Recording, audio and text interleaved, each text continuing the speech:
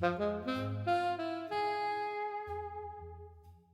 this channel, I have played a lot of games from a variety of different genres. However, sometimes I play games that I wasn't really that interested in to begin with, whether that is a good thing and I just found my absolute new obsession that I didn't know that I needed, or something that probably should have stayed unplayed in my eyes. Regardless, that is not happening today because I am playing and reviewing 10 detective games, my absolute favourite genre of games of all time. The way that this video works is I'm going to be playing a minimum of 2 hours per game, and once I've hit that time, I'm putting the game down and writing the review. Games that I enjoyed a lot though, I'll end up playing a lot more of, because they probably became my go-to game whilst finishing work for that day, and obviously I will mention that I played more of it in the review itself. So with all of that out of the way, let's get into it.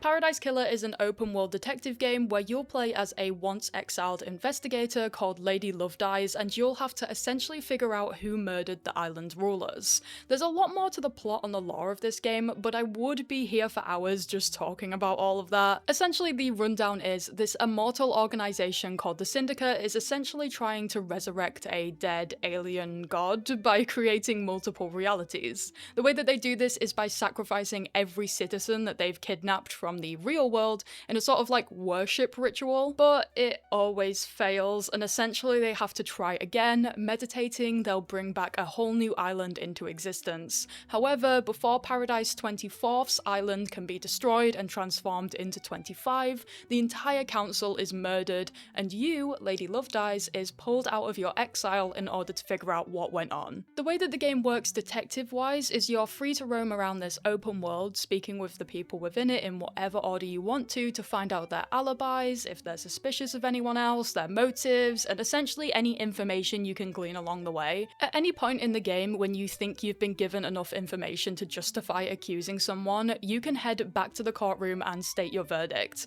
I honestly really love that it gives you the opportunity to do that because it makes you want to look around absolutely everywhere to ensure you have all of the evidence needed before you do this, or you can just kind of be chaotic and go in and accuse someone without any evidence, but the former is what I felt, and I imagine what most people felt playing this game too. This means that I had this desire to want to explore every little inch of the island to make sure that I wasn't missing anything, and oftentimes I would be walking around the island not expecting to find anything, thinking that I'd maybe gone too far out, and then something huge to do with the case would appear. There is so much to explore in this game, and if you think you have found it all, I'm just telling you right now, you straight up haven't. Which, speaking of, I will say a big part of Paradise Killer is the collectathon aspect. There are lots of little collectibles around the island, and when you pick them up, they serve no other purpose really than to give you a bit of lore, which I will say I did have the desire to find all of these, but there are like hundreds of them, and I did start to skip through the text when I found one of them because it was just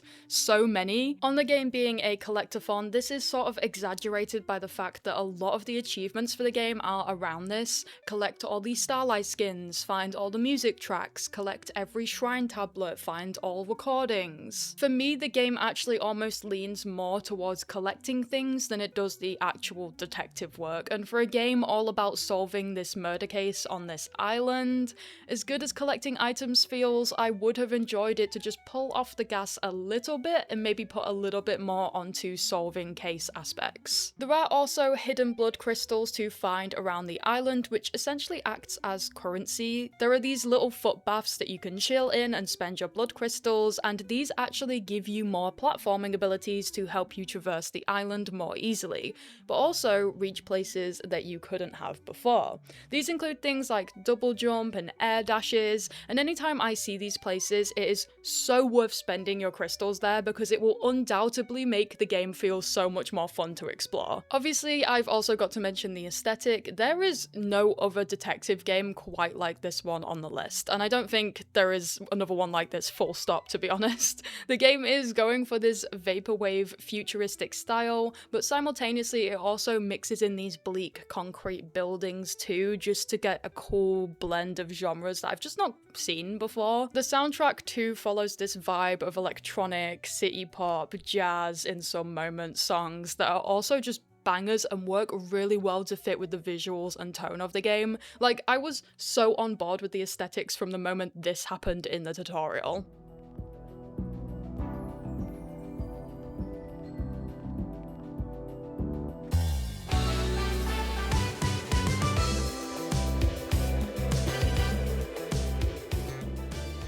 Overall though, this is a solid exploration-focused detective game. You will not play something like this again, and whether that's a good thing or a bad thing, I don't know personally for you. I like that the game doesn't shy away from the loud visual choices that it makes. There's a saying, if you're everyone's cup of tea, then you're a mug, and this game takes that to the extreme in a way that I love. If you vibe with the gameplay and the style, you're gonna love it tenfold because it commits to it and doesn't try to water itself down to allow for it to fit everyone's likes and wants. And if you don't like it, then there are lots of other detective games out there without this aesthetic too.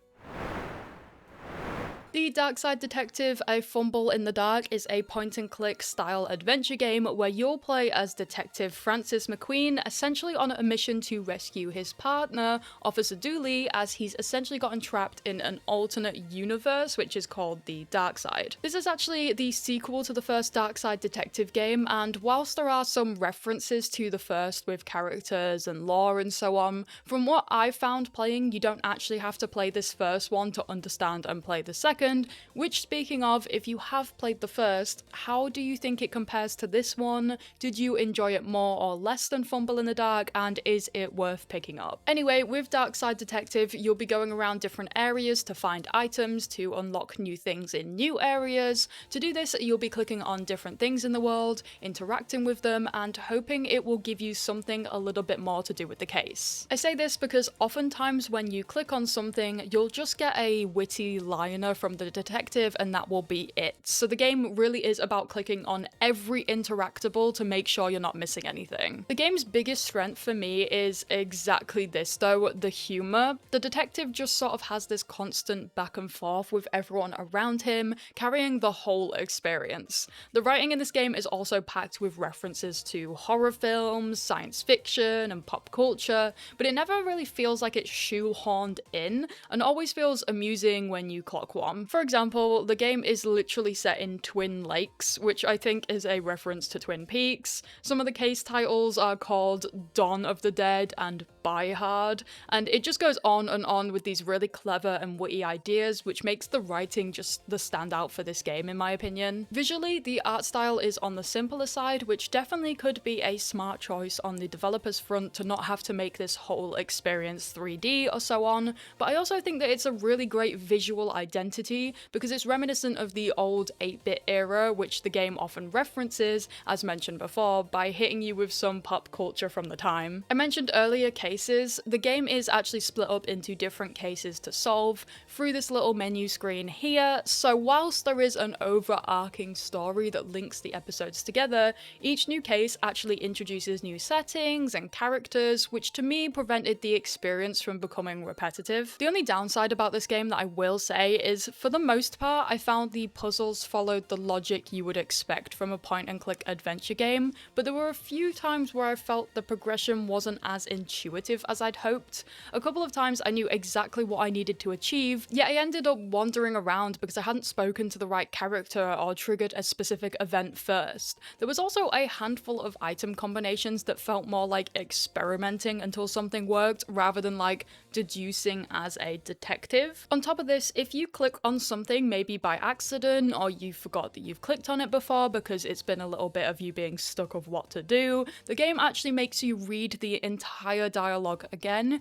You can quickly tap through it, but if you're wanting to try a different combination or clicking on everything in case you missed something, you're going to be tapping through a lot of dialogue for that. This didn't ruin the experience completely per se, but it did soften the satisfaction I felt when it came to solving each case. It sometimes felt more like a stumble fumble or a process of elimination onto the answer, but that could definitely be a me thing. As a point-and-click game, this one is really fun, but I do want to mention that later on in this video, there's actually another point-and-click detective game that I just personally think is far better at that, the detective elements. Both games offer something different though. Darkside Detective is definitely more of a humorous, come back to it whenever kind of game, but this other one, if you're wanting more of a mystery and solutions to puzzles that feel satisfying, do stick around because I will be talking about that game in just a little bit. The Roottrees Are Dead is a very well-known detective game. If you are into this genre even a little bit, you've probably heard of this one. I actually had no clue what the game was about going in. I just remember seeing it online a while back with lots of positive reviews talking about it and added it to my wishlist. When making this video, I remembered that this game existed and just bought it and gave it a go. So I hadn't even watched the trailer for this game, and it meant going in I was completely blind. That being said, I wasn't expecting how much of a unique experience that Roottrees would be. Set in 1998, you're tasked with uncovering the history of the wealthy Roottree family after a recent plane crash killed some of the Roottrees, leaving a huge inheritance up for grabs. Someone actually comes to you with the task of figuring out the Roottrees family tree in order to find where this inheritance is going, who exactly is connected to the family name, and so on. Doing this, you'll be diving into a fake website built up with lots of information surrounding the individual members on the family tree, and it's just up to you to figure out what exactly to search for. At the start of the game, we're given a list of starred members of the family. These are people that are going to be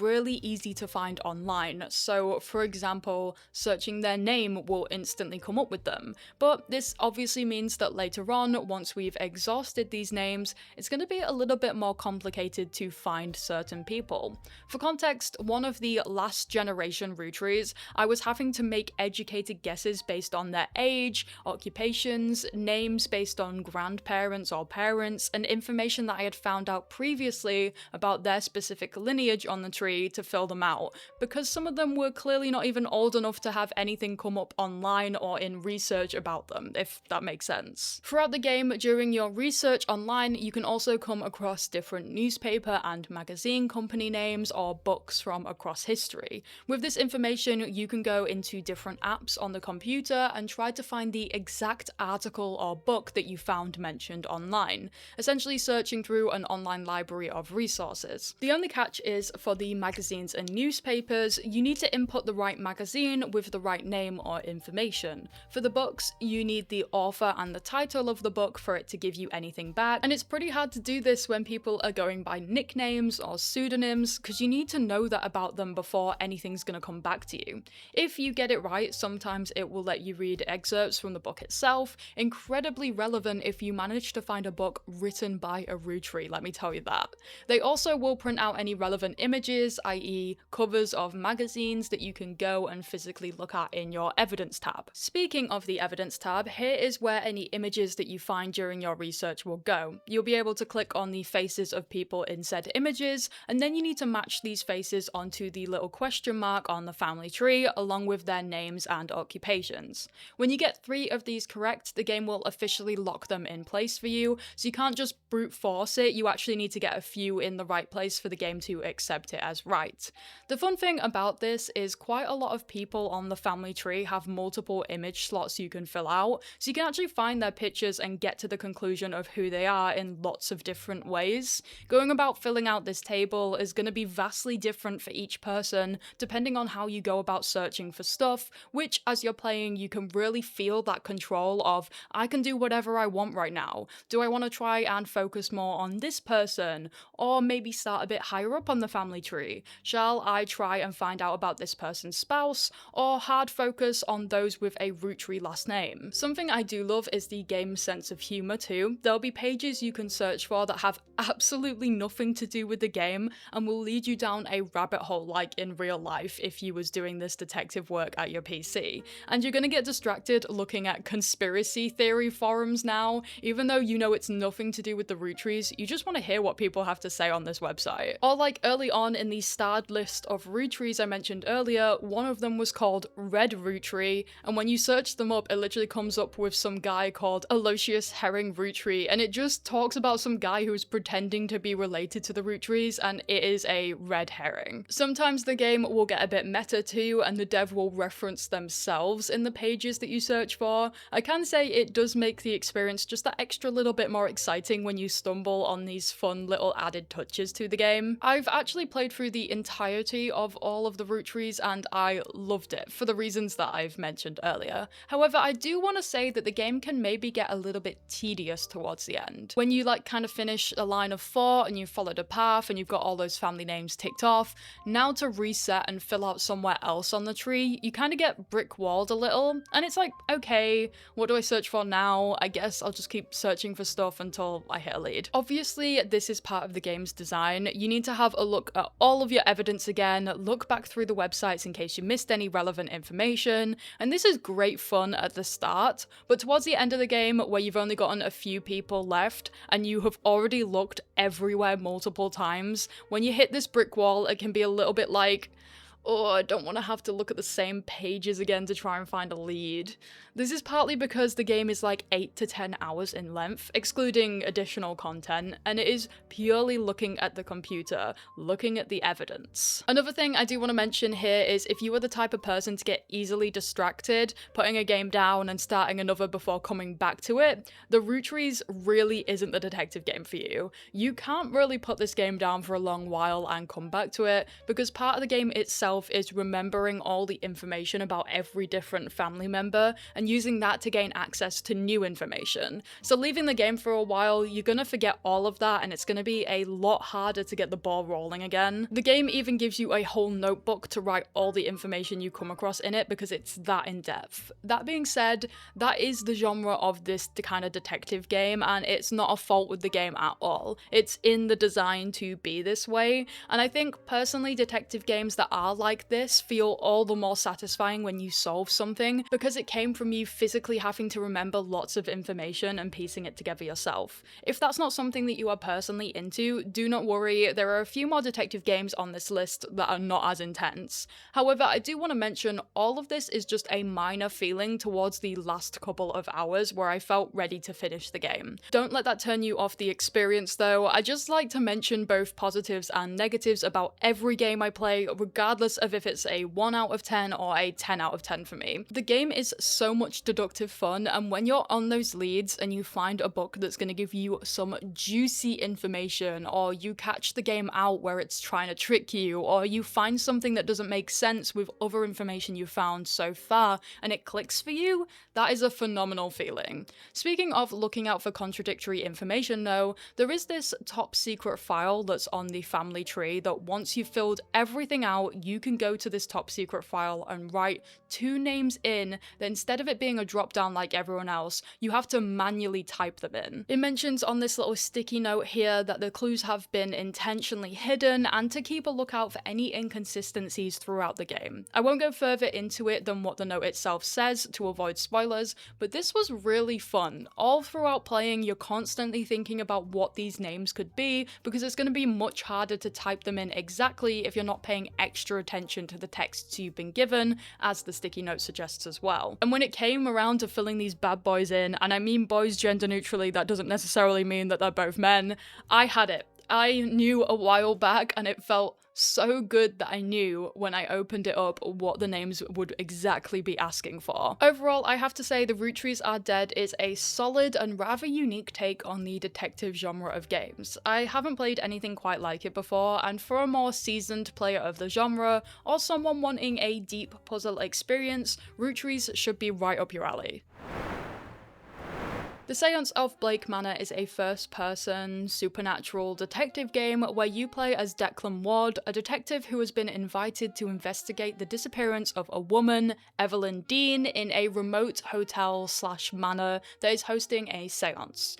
Now, this seance has brought a whole cast of people to the manor, meaning there's quite a lot of people that could be the culprit, and unfortunately for you, the player, everyone has something kind of weird going on about them that could make them suspicious. The way that the game works is you'll be going around this manor, interacting with objects, learning about its history and the inhabitants of it as you go. However, every time you interact with an object or talk with one of the characters, a certain amount of time in the game will pass as indicated on a clock next to the action option. Looking inside someone's wardrobe may pass a minute, while staying to have dinner and discuss the history of the manor with some of the guests will cost you 21 minutes. When you interact with an object or a person in a meaningful way, you'll get a little pop-up on the side of the screen to tell you that the information that you have gathered is important. This then goes into your journal with all of the other information that you have gathered in a mind map style sort of way, where certain pieces of evidence are connected with lines to show you how they all work together. This is actually a great way for the info to be stored because there is a lot of different paths you will be following in this game. For example, you have to figure out what has happened to Evelyn Dean, as that's why we're here in the first place. However, there's also a strange device in the main atrium, and anytime you complete a side character's quest and prevent them from attending the seance at the end of the week, this device's gauge goes down, and it's heavily implied that you want this to be as low as possible by the time the seance arrives. So not only are you trying to figure out Evelyn's story, but you're also trying to learn about every person in the manor, why they are here, and solve their side quests to prevent them from attending the seance. It is a lot to think about, and therefore there's the mind map connecting the dots, keeping all your information organized to specific people and cases, but also acting as a guide telling you, hey, you haven't quite finished this person's storyline yet. Here's where you left off. I would suggest start looking here or going here if you want to pick this up again.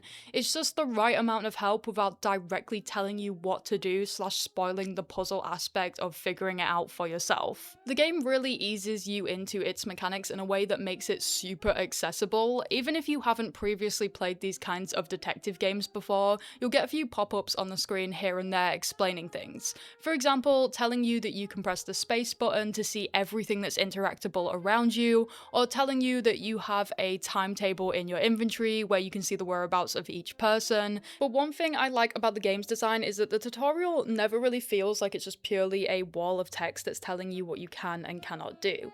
The intro section of the game is designed in such a way that you still have freedom to explore around, interact with things at your own pace, whilst nudging you in the right direction. There's this man who recognizes you as a detective and asks you to get some information on another guest in the hotel. If you don't do this, he's going to give up your cover and tell everyone why you're here. He gives you an hour to do this and then you're off. You're free to explore and figure stuff out on this guest and return back to him. The time limit though means that you're pretty guided into exploring this guest's specific room and solving this puzzle for the man first. Despite it being open to you, it actually restricts you from exploring too much of the hotel, as every minute counts here, which simultaneously teaches you the mechanics of the game whilst not letting you stray too far from this tutorial first case. I don't know if I'm just built different or what, but I actually managed to save everyone on my first playthrough without any sort of guide or looking anything up.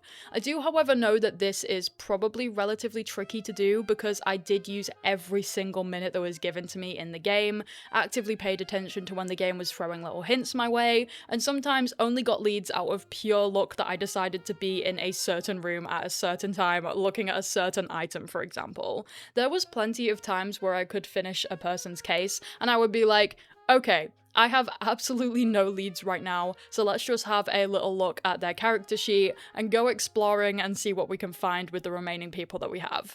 If I was to really split hairs, and I mean I'm really splitting hairs here for the sake of it because I do think that this game is phenomenal, I just like to discuss both positives and negatives with every game that I play, the game potentially outstays its welcome just a little bit. It took me about 20 hours to 100% the game, and it probably would have been even longer had I not gotten everyone's case solved on the first try and decided to go for a second playthrough.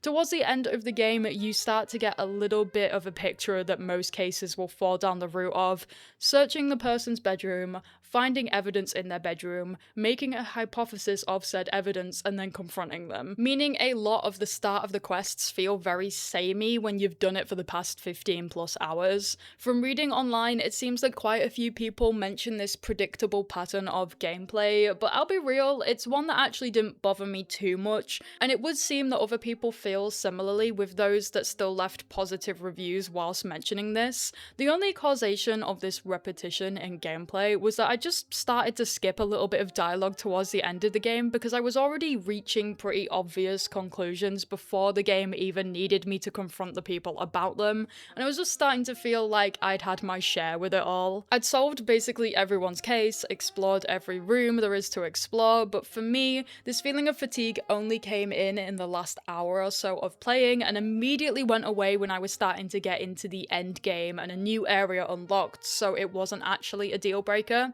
Overall, the Seance of Blake Manor was genuinely brilliant. Like, I had a lot of fun with it and played through the entire thing whilst working on this video, dedicating whole hours to the game at a time and being so sucked into the world that it had created for me that I was still thinking and talking about it even after I came off the night. This is another one from the team behind The Roottrees Are Dead now. This is the incident at Galley House. There is slight spoilers here, but it is only for the first 10 minutes, a tutorial section of the game. I do think that this tutorial bit needs to be explained to talk about how the actual puzzles work in this game, but you'll see what I mean when I go over it. So, warnings aside, the plot behind this one is that a group of people discover what seems to be just a massacre of people after entering what they thought was an abandoned house. Despite authorities being called, nobody could quite figure out what had happened. Years later, in comes you. You have access to this machine that can actually let you listen into the past, and with this machine, inside the abandoned house is where we start the game. Something I love about this game is, yes, it does have a tutorial section, but it never really tells you what to do like in explicit detail. You've got the machine, a little TV, and next to it a note. The machine itself isn't turned on yet, but lighting points us towards this generator on the ground. Fiddling around with its buttons, we're able to get the machine up and running. This section is almost so intuitive that I ended up doing 3 of the 5 things on this reminder note before I even picked up the note for the first time, because I was just enjoying fiddling around with everything. Keep this in mind for later. Anyway, my next objective is to calibrate people, which there's a little button to do so. It manages to do 1 to 11, but states that we need to manually calibrate to add more people to the machine. This is a great way to introduce us to the fact that we're going to have to use this machine to fill out people and locations, because it's pretty easy to see what comes next without having to tell us. I filled those in, and our final task to explain this time machine-esque part of the game and how it controls is to fill in 3 codes to locations: QU, EN, etc. Again, this etc bit I love because it's assuming that you're gonna grasp the concept of 2 letters next to each other. That's probably a code, meaning on this note, immediately there are 2 other things I clock and fill out. I know that this all sounds really obvious, but there are a lot of detective games out there that would instead just choose in the tutorial to tell you exactly what to do. The fact that it gives you that autonomy to put things together yourself, even in this segment, is really nice. Anyway, whenever we fill out anything in this TV screen, the machine itself gets filled out too, and then the game just leaves us to it. We have this machine with a bunch of buttons and numbers and levers to pull and twist, and without saying how, if you do those in the right order, this is gonna happen. Welcome to the main detective part of this game. Depending on what you input into the machine, you're gonna get a little scene, and these scenes follow people who are ghostly shapes and only have their numbers attached to them. These segments are fully voice acted, and they are beautiful. Hello? What do you want? Hello, I'm looking for Mr. Galley. That would be me. Fantastic.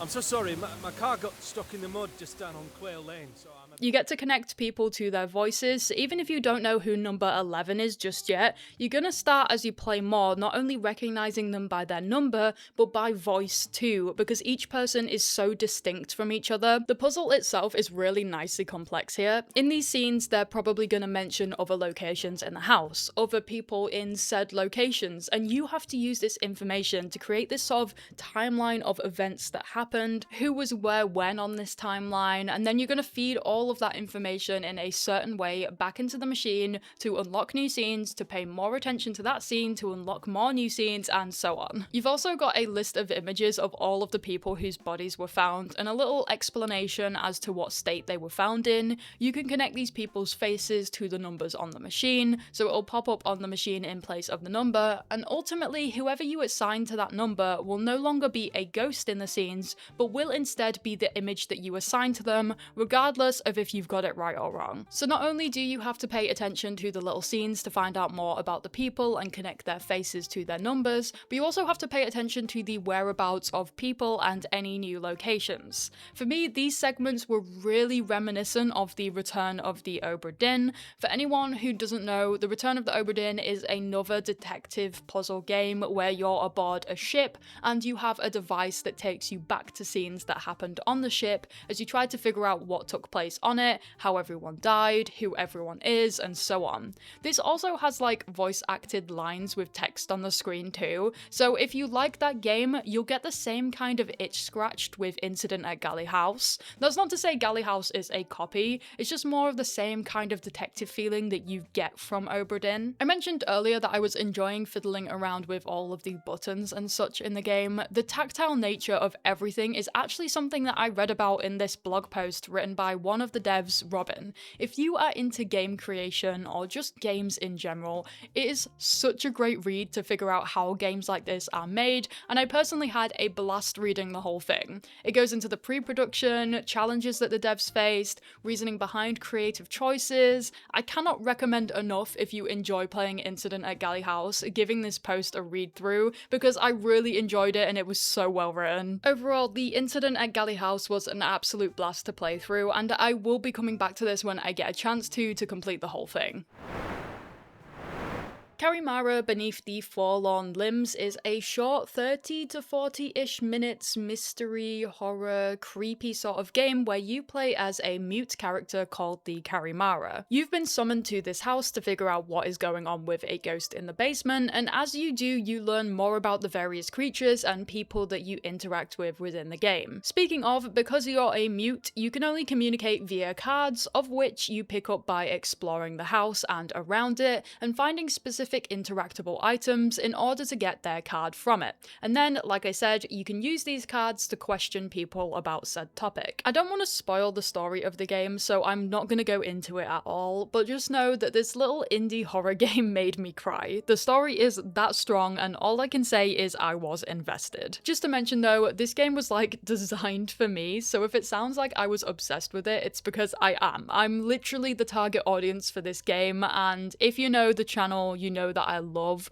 weird little indie games, and for Carimara, the differing graphics visually work towards that, but also the way the characters speak to you and the narrative tone add to the odd feeling of the whole thing, which I personally love. Something I tend to gloss over in these reviews is sound design. Most of the time I don't really notice it, and that's actually a good thing. It means that I'm immersed and not being taken out of the experience, and it just subconsciously adds to whatever I'm playing or watching. I'm much more of a visual person. I've done a lot of cinematography, so naturally I notice visuals more because it's what I do, but unless I'm going for something deliberately artistic, I want my cinematography to go unnoticed and make what I'm working on feel believable. It's the same with sound, if that makes sense. With Carimara though, I did notice the sound design, and this time that was a good thing because it was used in such a unique and effective way.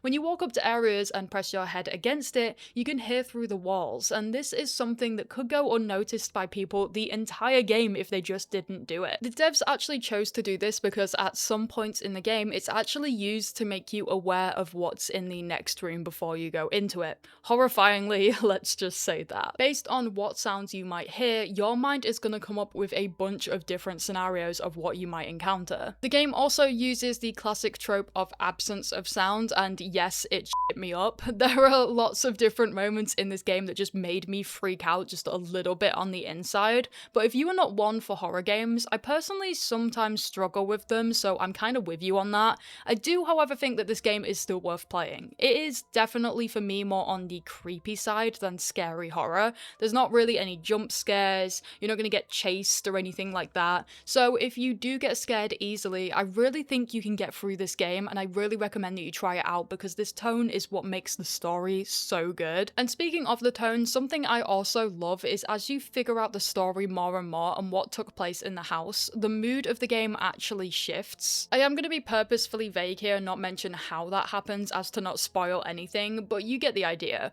I think again this is just a testament to the story and the way it's been told. To be able to get the audience to feel multiple different emotions about the same ideas in such a short time is a really hard thing to do, and the devs nailed it. Obviously this video is about detective games. There is a mystery to be solved in Carimara, there's a ghost and you're maybe trying to figure out who they are and what happened to them. I will say, regardless of if you're a newcomer to the genre or play quite a lot of these games, it's very simple to figure out because there is a rather limited amount of cards that you have and therefore a limited amount of things you can talk to people about. The game actually gives you an achievement when you've gotten all of the cards, so you kind of know, okay, I've got everything I need now to complete the case, and you can go from there. Its simplicity is definitely in its game design, so it's not going to be a big murder mystery. Your main time in the game is going to be spent finding interactables, exploring the location, and quizzing the people in it based on the cards you found. So if you decide to get this game, please do go in with those expectations that instead of it being a big detective case, imagine you're just solving one case in 40 minutes. All of that being said, you do still have to piece together bits yourself and be really observant of small details to solve the case and therefore finish the game.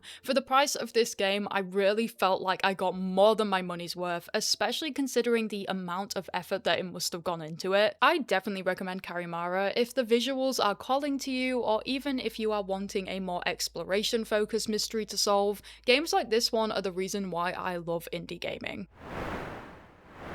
The Drifter is a point-and-click story adventure where you play as a man called Mick who is aimlessly moving from place to place with no permanent home to stay in. However, on one night, getting murdered, he reappears alive again just right before he died. This then sparks an entire game of investigating what is happening in the town, why this is happening to you, and also preventing yourself from being framed for a killing that you was actually a witness to. Remember earlier during the Darkside Detective when I mentioned that there's another point-and-click game that I personally believe to be all-round a little bit better when it comes to the detective genre feeling of solving puzzles? The Drifter is it. The game is beautiful cinematically. It really leans into looking like a film first rather than a game, and that makes the entire thing feel really exciting to watch. I think the thing I love about the static image pixel art background that they have chosen to use means that they were able to put a lot more time into each area than say if this game was a 3D one, considering it is a smaller dev team who made this game.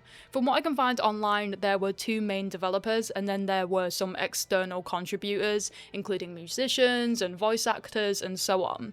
This means that every single area in this game is filled with little details or lighting effects that make the world feel lived in, and the devs use this to not only environmentally storytell, but to also make you feel certain emotions, like fear for example because you're closed in and the only exit is blocked by a threat, or sadness because you're in a graveyard and these barren trees frame the foreground as rain pours down and you can see the distant city in the background standing isolated away from everyone else. The entire game is voice acted, and I personally think that this was a little touch that was needed in the game. Without it, would the game still be amazing? Yeah, I think so, but with it, it just immerses you in a little bit more and adds to that you're really watching an interactive movie right now level of polish. I think this is something that could have been a huge detriment to the game had it not been done right, but the performance from every single person is chef's kiss, and people, specifically Mick, use their voices to get you to understand the type of person that they are and the feelings that they are having believably every single time. You're staying at ours tonight, yeah? Have the address? Yeah, off Cooper Street, right? No, Mick, Jesus, we moved over a year ago. Oh, sorry. I had angry beeps from my phone. You gotta break out of that head of yours, Mick. Talk to Sarah? Annie, my phone's gonna run out. Gee, All of this is to say, I find it really cool that a genre like point-and-click games that are often slower paced and kinda laid back has just been flipped on its head in the Drifter, and I felt this constant sense of urgency as we ourselves are just as confused as what is happening in the world and why this is happening to us as our character Mick is. Even though sometimes there's not a time limit, you do feel this pressure to push forwards narratively constantly because of previous threats that you've faced and the perceived fear that if you're not moving forwards or onwards, you're going to be in a real bad position. When it comes to the puzzles themselves, they aren't so complex that you're trapped on them for eternity, while still being a bit of a brain teaser to solve sometimes, without it feeling like they require logic leaps or was unfair. Oftentimes, if you're stuck on a puzzle in the Drifter, you'll just have to think a little bit more about it, because it does inevitably click and make sense. There isn't a hint button, however there are plenty of guides online to look up if you do get stuck, because some of the puzzles are built differently and definitely took me a lot longer to figure out than the others.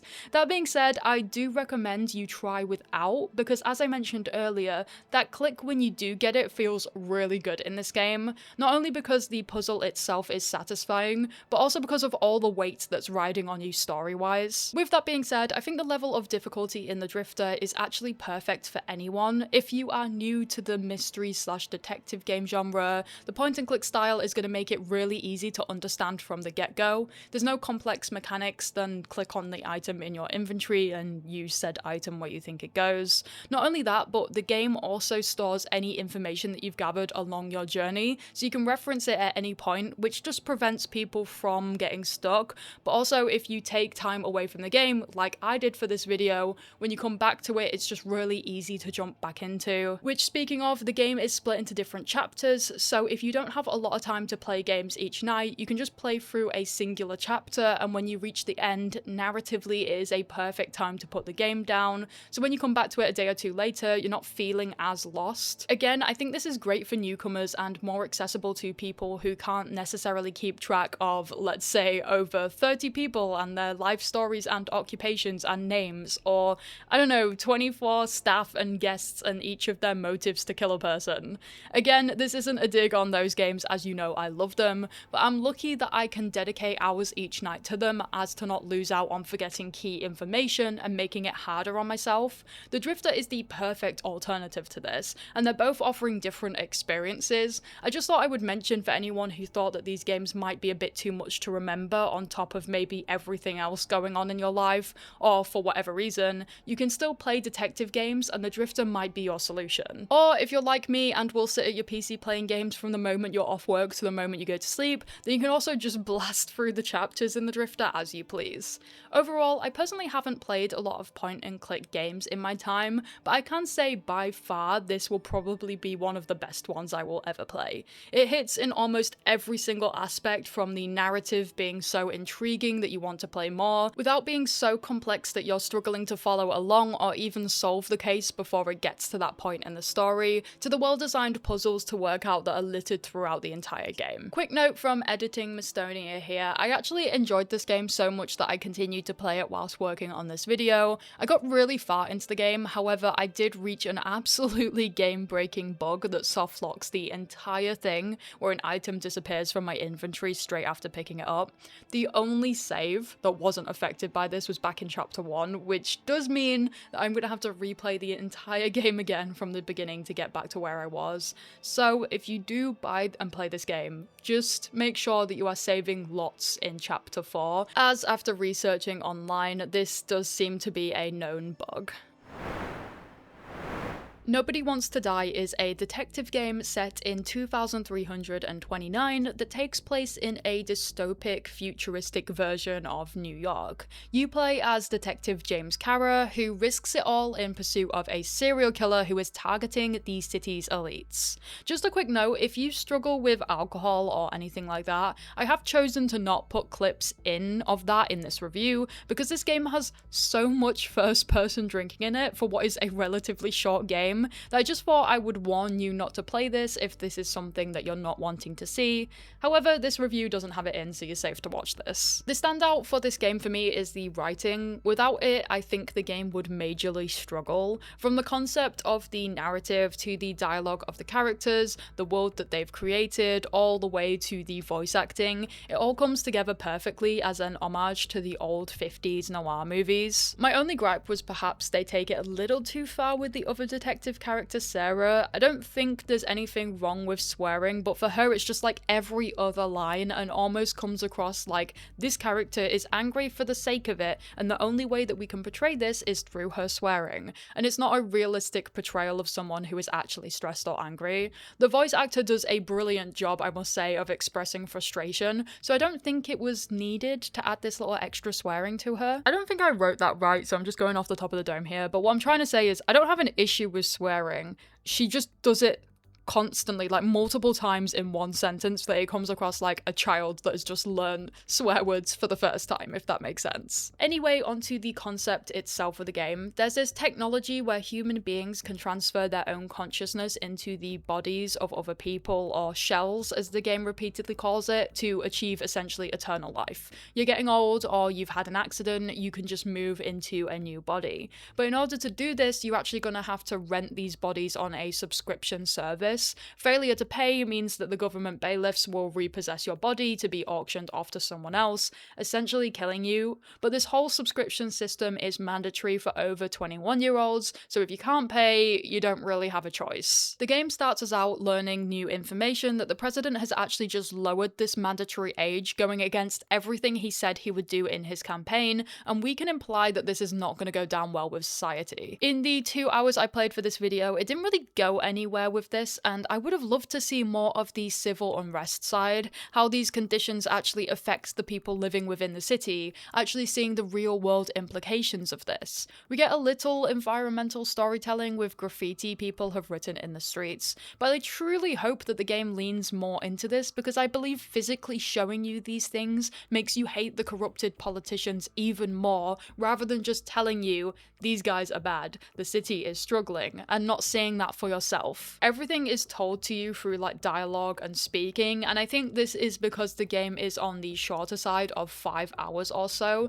it doesn't really have that time to go into the depth of the story that it's set up, as the game is also a detective game and therefore needs to have cases to solve too. Anyway, the game knows that it is stunning. Even I think that this game is very visually pretty to look at. The game has plenty of moments that it loves to show off the vast cityscape it's created, and I will give it to them, it is pretty cool to see.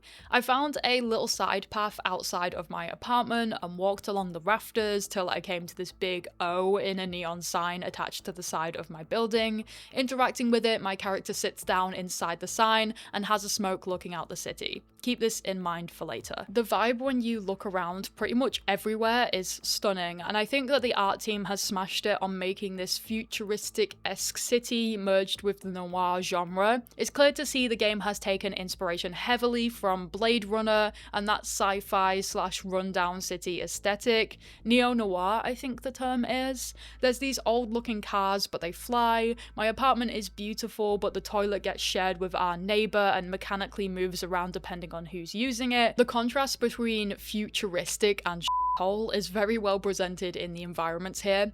Back to what I mentioned about sitting on the side of the neon sign though, my only issue with this is later in the story. It literally forces me into this cutscene again, so there was absolutely no way I would have missed these visuals. I can understand a smaller dev team, perhaps with everything that you have created, you want the audience to see it all and to not miss a single thing that effort went into making, but it results in that feeling of exploring and finding a little side path to be rewarded with this beautiful scene, feeling pretty much pointless to me now. Like, speaking of, these moments of being able to go off the path that the game is setting you on are few and far in between too, as the game puts you on rails consistently throughout, which we will get into in a second. Whilst we're on the topic of visuals though, I had a look at the reviews and most people seem to enjoy the game for this specific reason, because it is stunning. However, I found that even in the majority of positive reviews, people seem to note that the game isn't wasn't really a game, and that's a bit of a letdown. What made them leave positive reviews was the atmosphere and, more importantly, the visuals,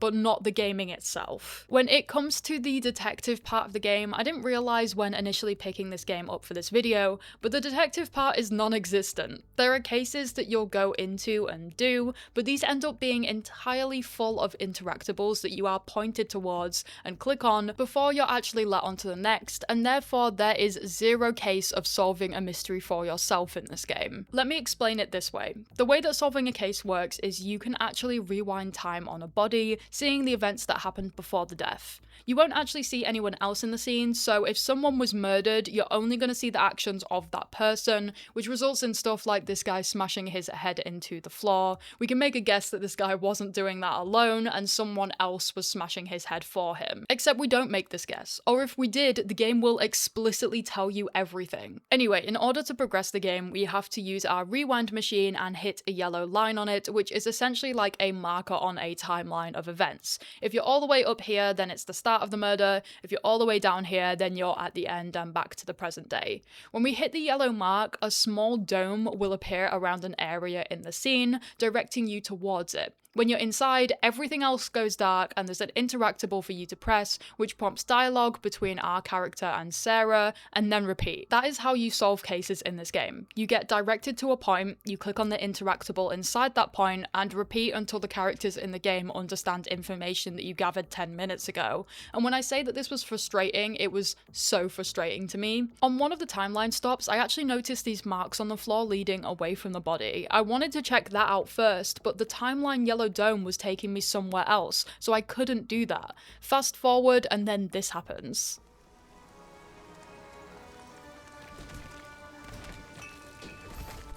Don't. Please. I swear. I swear if that's the stuff on the floor.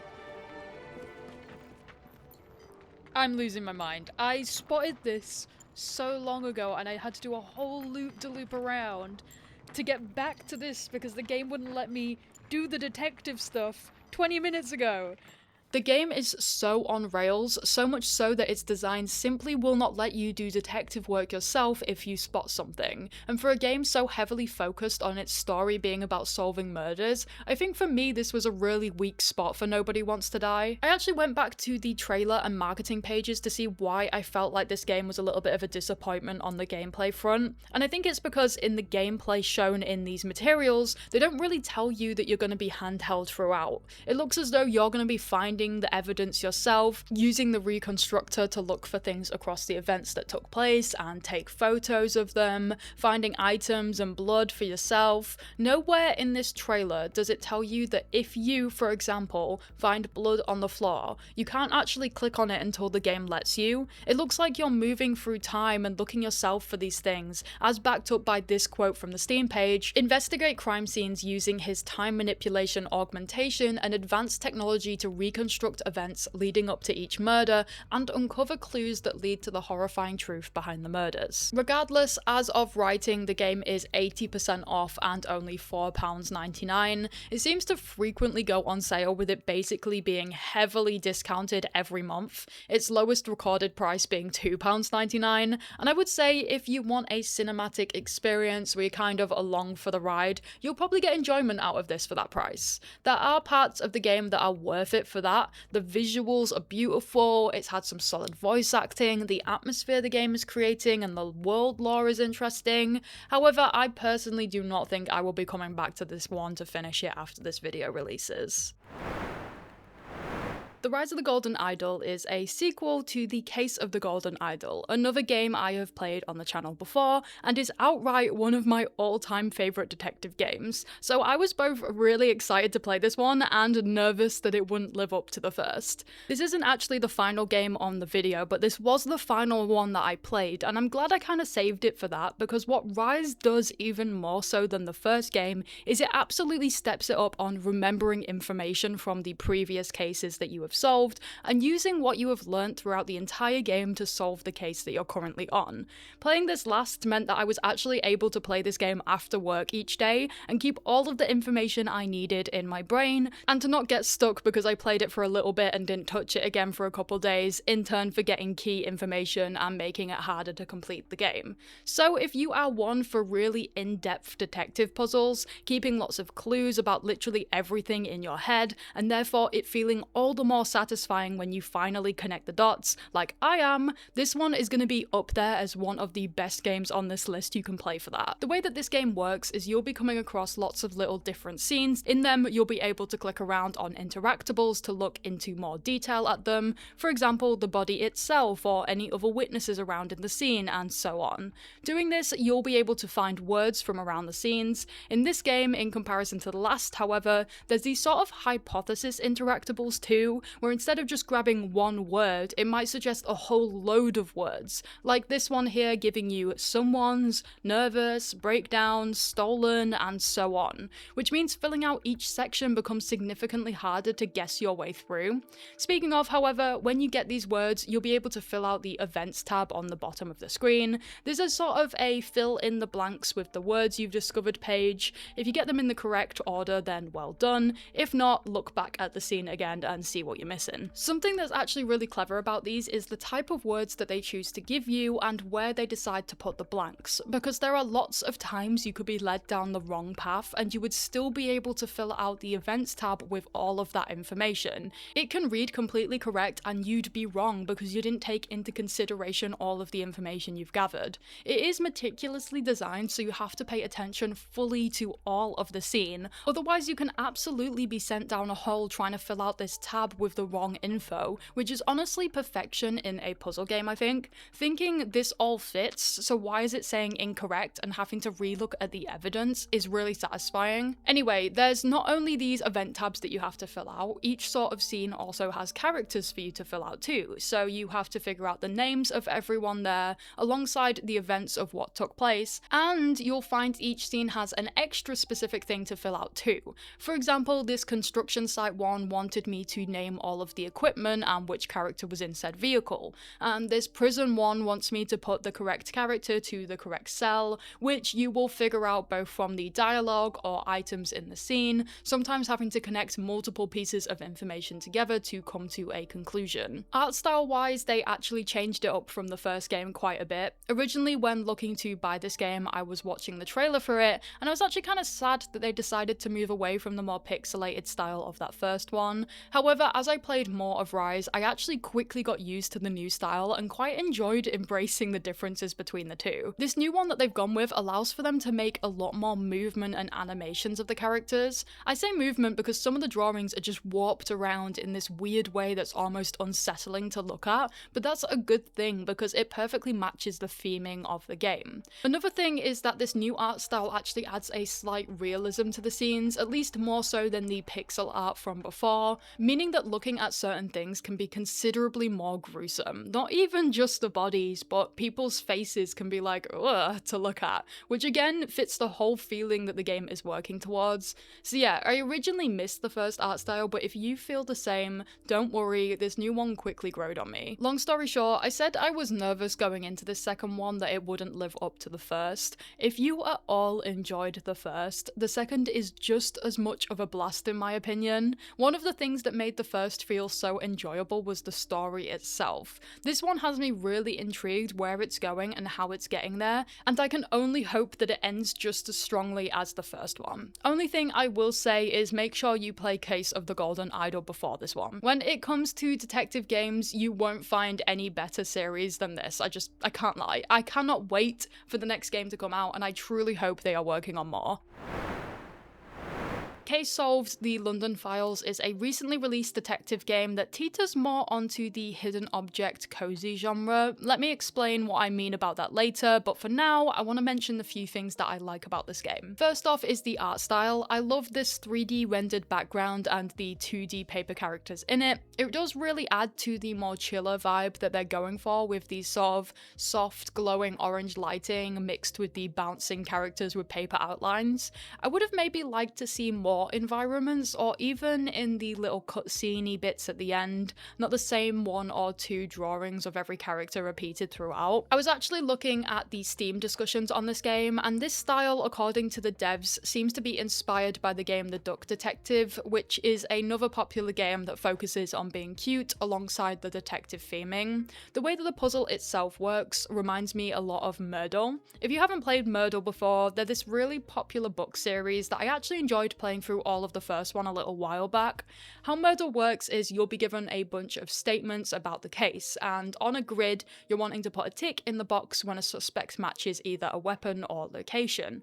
You've got to use your logic to figure things out too. For example, if person A had the pencil and person B was in the castle, then you know that the pencil can't be in the castle because only one person can be in one location. Case Solved actually does this a little differently, so rather than ticking and crossing boxes when you figure things out, you're instead filling them out from drop-down boxes of options. Editing with Sonia here. So, after researching a little bit, I found out that there's actually like a closer puzzle to what's in the game, and by closer I mean the game literally features this puzzle, and they're called Einstein riddle style puzzles or zebra puzzles. I only found this out whilst researching for the game, but I do think that Myrtle makes a better comparison, and keep that in mind for later because I'll explain why. Despite the levels being relatively easy, they do add challenge with each level and each case that you complete. It was never completely difficult for me, but again, I do these puzzles quite a lot. And that being said, if you're a younger audience, or if you're relatively new to puzzle games and you're not looking for something overtly complicated, or even if you're just wanting something to relax with, then this is an okay place to start. The tutorial introduces us to the mechanics of the game. Essentially, you speak to the individuals that are suspected to be the murderers. These guys will have a small statement that relates to the crime itself or the scene of the crime, and then you have to play a sort of hidden object game to look around the scenes and find the item that they were talking about. For example, this woman stated that the cone looks suspicious. We can click on the cone and find evidence, which unlocks a clue for us to use on the Myrtle style table. Once we find all the objects in the scene, we'll have unlocked all the clues needed to fill out our table. This is by far the best part of the game for me. This is where you're going to be using your logic to try and figure out what goes where. Sometimes certain lines will already be filled out for you, sometimes you'll have to fill them all out yourself, and if you're going into this as a puzzle game fan, this is where the game will shine for you. The puzzles are all logical. There wasn't really any feeling of being cheated out of an answer or anything like that. I found them all to be really easy, even the harder level ones, but again, this game is maybe not targeted towards a more seasoned puzzle gamer or someone who is wanting a challenge, so do keep that in mind when looking at this game, that this is more of a chill experience. The tags on the Steam page people use are literally wholesome, cute, and casual. Back to the cone though, at first I was a little confused because clicking on it, the clue that I unlocked was Suspect 3's motive is jealous. I'm just not quite sure how those two correlate. I thought maybe that this was just a tutorial level, and maybe when you get into the actual gameplay, the information you gain from the hidden object section will correlate somehow to the clues. But this is actually the case with all of the ways you get the clues in the game. Essentially, you speak to a person, they say something about an object, you find the hidden object in the scene, and then the clue that you get doesn't have a single correlation to that at all. They are very much two separate games, one half being hidden object, the other half being puzzles, and by separate, I mean it feels so separate. Finding matches, the clue that we get is the manager was not playing. Finding this woman's handkerchief, the detective makes a comment about lipstick on it, and then the clue that we get is the suspect who was talking had the notebook and was not on the dance floor. You get the idea. It almost becomes sort of pointless to listen to anything that people say in this hidden object section of the game because it never leads to anything and doesn't follow the story itself. I think it would be really cool if you had to use all of the information you've been gathering along the way as like a final puzzle moment to explain what went on exactly yourself. That being said, I do want to clarify. The Steam page itself says that this is one of a more puzzle logic game with a detective twist. And they also state that in this game, you're not going to get a sprawling detective story. That is completely fine. I get what the game is going for, and I like that it's offering a more chill puzzle experience. That being said, I do still think if you're going for this detective theming and saying it has a detective twist to the game, it would be more fun of an experience and immersive if the statements that people say say and the objects you find somehow link to the clues that you get to fill out the table. Right now it just feels a little bit disjointed between the two. Remember I told you to keep Myrtle in mind? This is also a piece of puzzle media that takes on detective theming. At the start of each puzzle there's maybe a couple lines to follow the detective logico, where he's going, what he's doing in the area and why he's there. If the murder took place in a woods, then the murder weapon is going to be a shovel, a ritual dagger and a poisonous spider. The locations are going to be a rock shaped like a skull, ancient ruins and a road. Therefore all of the clues feel like they relate to the place that the murder happened. I would really love to see if Case Solved in the future tried to connect items that you find and interact with in this part of the game with this puzzle solving part, and the game for me would just be a much more involved experience. This also links into the story a little bit, in the sense that without spoiling anything, sometimes you will finish a case and it will not have explained at all why the crime was committed. Like for this one, we just get an image of the person in cuffs, and I have no clue about anything to do with the case. I just know it was them who committed it and this person that died. And I think if you're going for this more relaxing experience focusing on the cutscene-y story parts, it would make the game a lot more satisfying just developing these bits a little bit further to make actually solving the puzzle feel more rewarding to players. I had a look on the Steam page and this, along with everything else I mentioned to do with the story, seems to be most people's gripes with the game. The game does also feature extra cases after the 3 main story ones that you can complete. You'll be able to go into an extra section and put in codes to unlock extra Myrtle puzzle levels. They don't follow a story or anything, they're just isolated, but again, keep this in mind. I do enjoy the concept of this at practice, because throughout the game you need to be paying attention to things, because certain numbers or words could unlock extra levels for you to play. On the other hand, someone did mention that they were frustrated that they had to do this, as they'd already paid for the game and they just wanted to play them. They didn't want content locked for them behind the fact that they couldn't find these codes. The dev team did offer to just send this person the codes if that's the case, so I guess that's something you can do if you're not keen on the idea.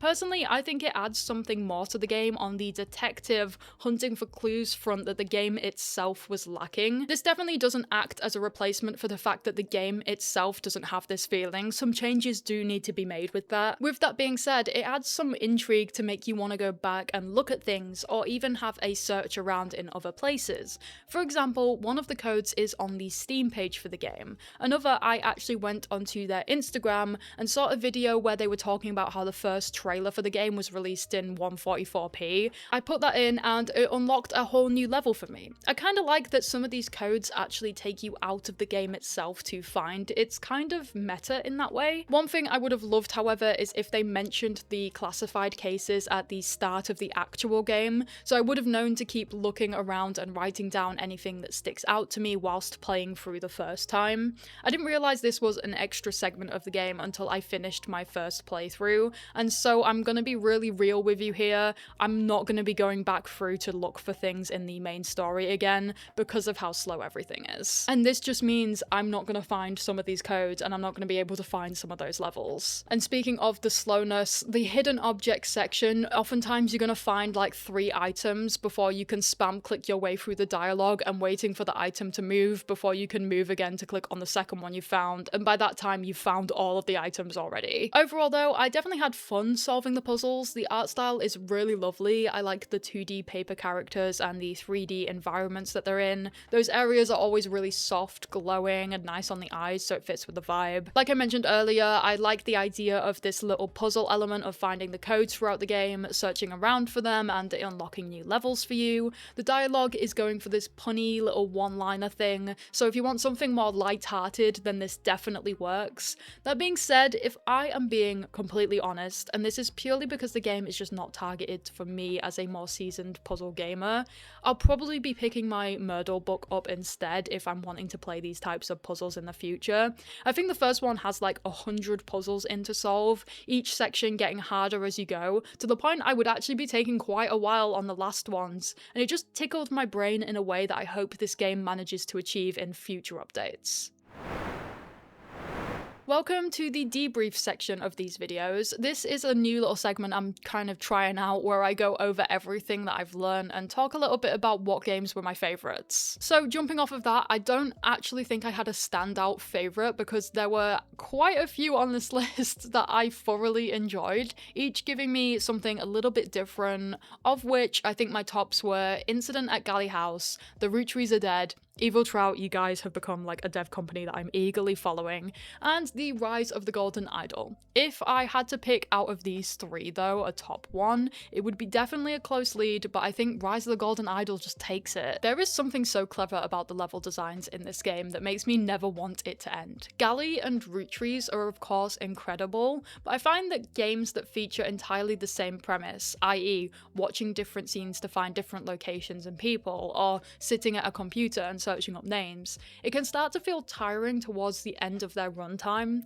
This doesn't negate the absolute hours of amazing puzzle solving that you will get from these games. I just think that there's times where I want to put it down and just come back to it later, and it's kind of hard to do that with those kind of games, so you kind of push through towards the end. Rise of the Golden Idol, I never wanted it to stop. Like, I felt myself actually getting sad towards the end of this game because it was almost over and I did not want it to end, as I did with the first game, Case of the Golden Idol. The dev team, Color Grey Games, if you were listening to this, I honestly cannot wait for your next game, and I hope you're working on it, and I hope I will hear something from you soon. Honorable mention on this list I want to say is Paradise Killer. The only reason I didn't include it with the other top ones is because I think the ones that I mentioned there just hit a little bit more on the detective puzzle side of things, which I think I enjoy. Paradise Killer has moments of that, but it's definitely mixed in with the collectathon and more open world exploration aspects of the game. That being said, Paradise Killer was such a unique experience, unlike any game I have played before, because of its weird visuals and vibe, and that's why it's getting the honorable mention. I know the dev company Kaizen Gameworks actually made another recently popular indie game called Promise Mascot Agency, which did catch my attention when it released last year, so potential for that to be in a future video. Anyway, I mean, I already knew this, but this video did solidify for me that the specific type of detective game I personally enjoy is not the ones that handhold you or are very simple in terms of their puzzle solving aspects, but I much prefer detective games that give the freedom to the player to find information at their own pace, and more specifically to piece that information together themselves, which I think is really hard to do as well. I mean, I would struggle to come up with some of the cases and how to give information to a player without giving it away, so big commendation to anyone who can successfully do that, because I understand how much thought and detail goes into making this specific genre of game. Thank you so much for watching. If you enjoyed this video, please do consider liking it and subscribing to the channel. I'm trying to aim for 10k subs, and it would just genuinely mean the world to me if you could help me towards that goal. I'm gonna have to do a party or like something like that when I hit it, because I didn't think in my dreams I would ever hit 8k, let alone see that number continue to climb daily, so I'm just really grateful and super proud of this small little indie gaming community that we've created. Another way that you can help support the channel is by joining my Patreon, which, speaking of, I actually got my first premium supporter. There's loads of little extras you can get from my Patreon, including a completely new podcast that I've started called The Save Point, talking about extra little indie games not featured on the channel, but also one of the things that you can get is your Patreon name in the outro of my videos, and since Bear Taco, you are the only one, and you are the real one who has been there from the start of my Patreon, you get this little masterpiece.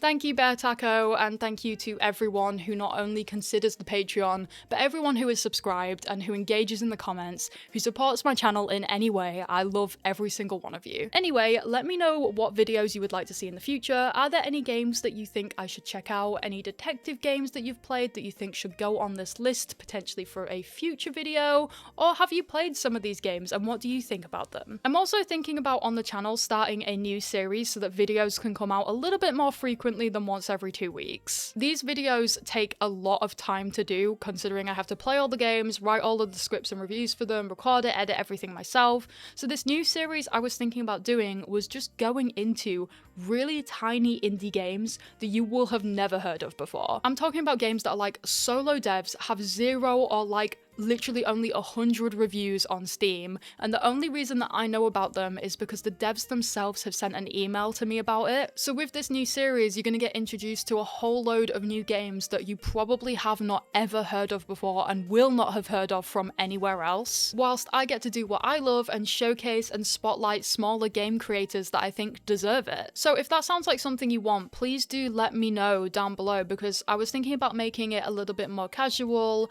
We go through some of the games, maybe we play some of the games sort of thing. If you have any ideas for this new series, that would be really cool too. But yeah, definitely let me know if you want something like that in the comments down below. Thank you so much for watching till the very end of this video, and I will see you all in the next one.